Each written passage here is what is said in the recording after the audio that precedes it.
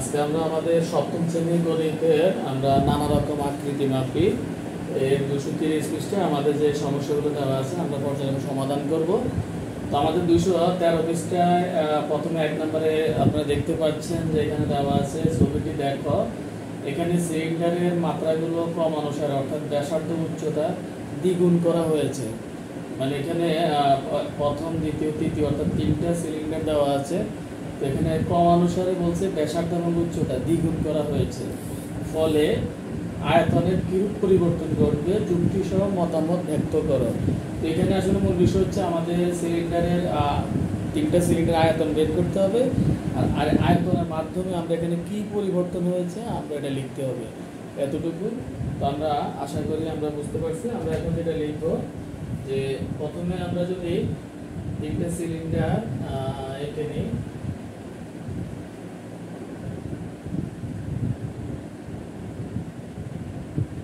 এখানে হাত দিয়ে আঁকতেছি তো জন্য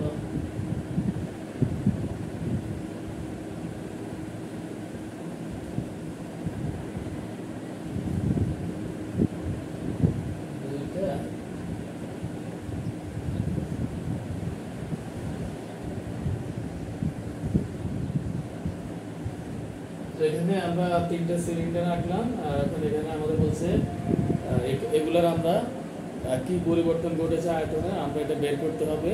আমরা এখন এটা বের করব।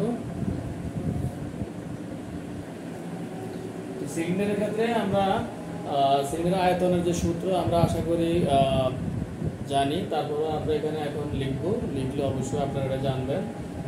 তো আমরা যদি একটা একটা করে বের করি, যে এটা আমাদের এটা 1 নাম্বার,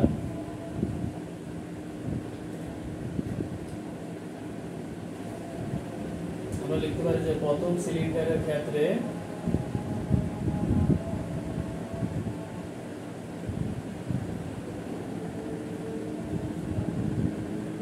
যেহেতু আমাদের এখানে 3টা সিলিন্ডার আমরা আলাদা আলাদা ধরি। প্রথম সিলিন্ডারের ব্যাসার্ধ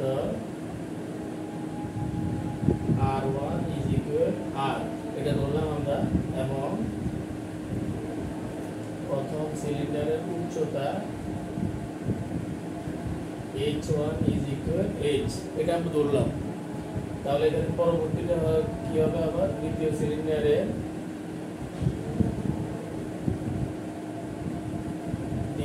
সিলিন্ডারের ব্যাসার্ধ,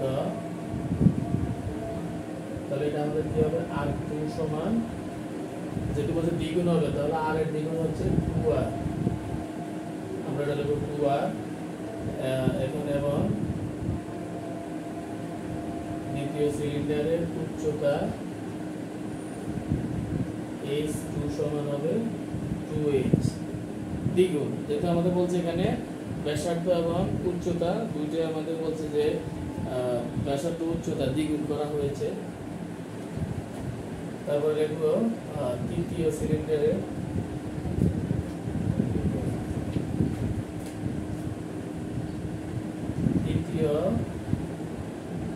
সিলিন্ডারের ব্যাসার্ধ R3 সমান হবে তাহলে দ্বিগুণ, তাহলে হবে এটা 4R, এবং তৃতীয় সিলিন্ডারের উচ্চতা হবে H3 সমান হবে 4H।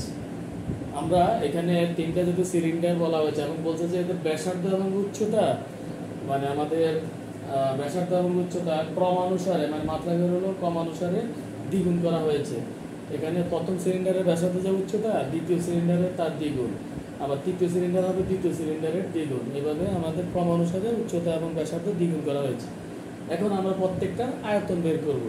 তাহলে আমরা কি লিখতে পারি, যে আশা করি এটা আপনারা লিখতে পারবেন। এখন আমরা যদি লিখি যে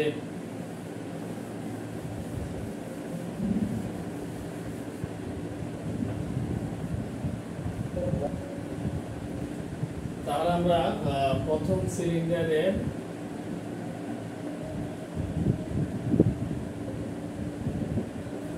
আয়তন V1 সমান, আমরা এটা সূত্র কি জানি, যে পাই R1² স্কয়ার এইচ। আমরা এটাকে লিখতে পারি যে পাই ইন্টু আর স্কয়ার ইন্টু এইচ, এটা h1, এটা আমাদের এইচ। যেটা আমরা এখানে একটা ধরছি এইচ, আর ওয়ান সমান আর, এবং h1 সমান ধরছি আমরা এইচ। এটাকে আমরা লিখতে পারি is equal pi r square h. এই হচ্ছে আমাদের প্রথম সিলিন্ডারের আয়তন V1, আমরা পেয়েছি পাই আর স্কয়ার এইচ। এরপর আমরা লিখব দ্বিতীয় সিলিন্ডারের আয়তন, দ্বিতীয় সিলিন্ডারের আয়তন V2 সমান, এখানে আমরা কি লিখতে পারি পাই R2 square H2 is equal, আমরা লিখব পাই ইন্টু R2 মানে আমরা পেয়েছি 2R, 2R হোল স্কয়ার দেব ইন্টু 2H, H2 মানে হচ্ছে 2H। আমরা তাহলে কি পাই, পাই ইন্টু 2 গুণ 4 4 R স্কয়ার ইন্টু 2H। আমরা গুণ করলে পাই 4 গুণ 8 8 পাই r square H is equal, এখানে 8 পাই আর স্কয়ার এইচ মানে কি V1, আমরা এটা লিখতে পারি 8 V1। এটা আমরা লিখে দিতে পারি, যেহেতু পাই আর স্কয়ার এইচ এটা হচ্ছে আমাদের পাই আর স্কয়ার এইচ, এটা হলো V1। তার মানে আমাদের দ্বিতীয় সিলিন্ডারের আয়তন হচ্ছে প্রথম সিলিন্ডারের আয়তনের 8 গুণ, এটা আমরা লিখলাম। নেক্সট আমরা লিখব তৃতীয় সিলিন্ডারের আয়তন, তৃতীয় সিলিন্ডারের আয়তন V3 সমান, আমরা লিখব এটা পাই R3 square H3 is equal pi into R3 মান হচ্ছে আমাদের 4R, 4R whole square into H3 মান হচ্ছে 4H। আমরা লিখব 8 into pi into 4 4 16 16 R square into 4H। তাহলে আমরা এখান থেকে আমরা কি পাই, এখান থেকে আমরা পাই 464, অর্থাৎ 64 পাই r square H is equal, আমরা লিখতে পারি 64 V1, পাই আর স্কয়ার এইচ এর মান আমরা V1 লিখতে পারি। এখানে আবার আমরা এটা লিখতে পারি 8 8 64, কারণ আমাদের আমরা এই যে এখানে 8 V1 এটা আমরা পেয়েছি। তাহলে আমরা যদি এখানে 8 ইন্টু 8 পাই আর স্কয়ার এইচ হয়, আমরা এটাকে লিখতে পারি 8 V1, অর্থাৎ আমরা 64 কে আমরা গুণনীয়ক হিসেবে লিখতে পারি 8 ইন্টু, আর এটার পরিবর্তে আমরা কি লিখতে পারি ইজ ইকুয়াল 8 V2, কারণ 8 V1 হচ্ছে আয়তন V2। এখন আমাদের যেহেতু বলছে যে কি বের করার জন্য বলছে, এখানে আমাদেরকে বলছে যে এখানে সিলিন্ডারের মাত্রাগুলো ক্রমানুসারে ব্যাসার্ধ উচ্চতা দ্বিগুণ করা হয়েছে, ফলে আয়তনের কিরূপ পরিবর্তন ঘটবে, যুক্তি সহ মতামত ব্যক্ত, মানে আয়তনের কিরূপ পরিবর্তন ঘটবে। আমরা এখন আয়তনের কিরূপ কি পরিবর্তন পেয়েছি, আমরা সংক্ষেপে একটা কথা লিখে দিতে পারি যে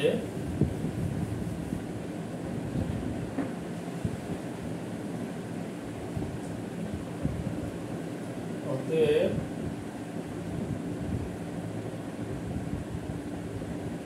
আয়তন সিলিন্ডার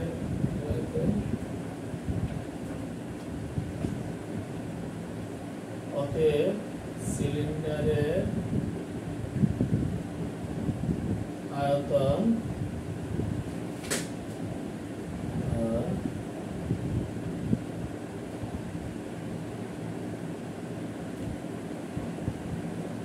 ক্রমানুসারে এক গুণ করে বৃদ্ধি পেয়েছে। আমরা এটা আমাদের ভাষায় লিখবো। এখানে আসলে আমরা কি দেখলাম যে প্রথম সিলিন্ডারের আয়তন যত দ্বিতীয় সিলিন্ডারের আয়তন তার 8 গুণ। আবার আমরা কি দেখলাম, তৃতীয় সিলিন্ডারের আয়তন হচ্ছে দ্বিতীয় সিলিন্ডারের 8 গুণ। তো আমরা কি লিখতে পারি, অতএব শুধু এই কথাটা আমরা লিখে দেবো যে সিলিন্ডারের আয়তন ক্রমানুসারে 8 গুণ করে বৃদ্ধি পেয়েছে। এটা হলো আমাদের মতামত। আমরা কি বের করার পর এটাই দেখলাম যে সিলিন্ডারের আয়তন ক্রমানুসারে, অর্থাৎ এখানে প্রথম সিলিন্ডার থেকে দ্বিতীয় সিলিন্ডারের আয়তন 8 গুণ বেশি, আবার তৃতীয় সিলিন্ডারের আয়তন দ্বিতীয় সিলিন্ডার আয়তন হচ্ছে 8 গুণ বেশি, অর্থাৎ এটা ক্রমানুসারে 8 গুণ করে বৃদ্ধি পেয়েছে। আমরা এতটুকু লিখে দেবো। তো আশা করি আপনারা এটা বুঝতে পারছেন। তারপরে যদি আপনারা এখানে স্পেসিফিক কোথাও বুঝতে সমস্যা, আপনারা কমেন্টসে জানাবেন। আমরা পর্যায়ক্রমে প্রত্যেকটি সমস্যার সমাধান করব। সবাইকে ধন্যবাদ।